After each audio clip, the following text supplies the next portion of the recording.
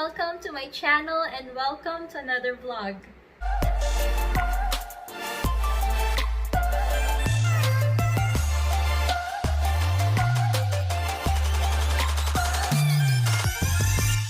So for this video, excited ako kasi tagal ko nang hindi nagagawa to. Tagal ko nang hindi nakakagawa ng DIY. Ever since kami lumipat dito, ito yung first DIY project ko. Ito yung mystery room namin. So, ipapakita ko na sa inyo kung ano siya. Let's go! Yan! Dada! Ito ang mystery ito ang mystery room namin na kailangan kong i-DIY today, ang ating laundry room. So, sa laundry room natin, napakagulo kasi nakikita nyo dyan, yan, sobrang kalat. Dito tayo, susunod tayo dito. Ayan, sobrang gulo kasi yung mga panglinis, panglaba, nandyan sa taas, halo-halo na siya. And then dito, yan yung washer, and then dryer. Yan. And then yan ang mga panlaba, mga basahan, kung ano-ano pa, nandiyan sa sahig, kung ano-ano pong basahan dyan. Pero today, lilinisin natin yan at magkakaroon tayo ng mini makeover sa room na. Pero papakita ko sa inyo kung ano yung mga ginamit kong materials or napakadali lang niya mga momshies. Sa mga moms out there na gustong yun, gumawa ng DIY o pagandahin or i-maximize yung space nila or i-organize yung space nila, especially yung mga laundry rooms natin, eto na yung videos na yun. Eto na yun. Sana makatulong sa inyo dahil sawang-sawa na akong makitang laundry room na ganito. Kasi, imagine nyo, ito yung garage namin. Kagaling namin sa labas, ito na yung pinaka-entrance namin. Bihira namin gamitin yung main door kasi nga, dito kami nagpa-park sa garage. So, ito na yung pinaka-main door namin. Dito kami pumapasok. So, everyday pagpasok ko, ito ang mga nakikita ko. Yan, di ba? Nakakaloka. So, today, para naman gumanda-ganda ang aura, gumanda-ganda ang bahay, especially ang entrance namin, pagagandahin natin yan. Kita ko na sa inyo kung paano siya. Hope you will like it!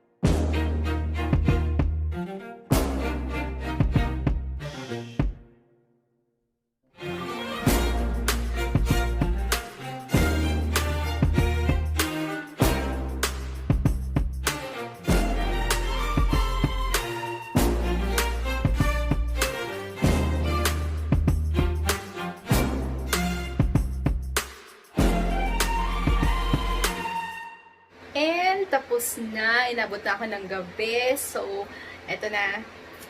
Papakita ko na sa inyo yung bago natin. Or hindi naman bago. Mini makeover ng laundry room. Let's go, guys!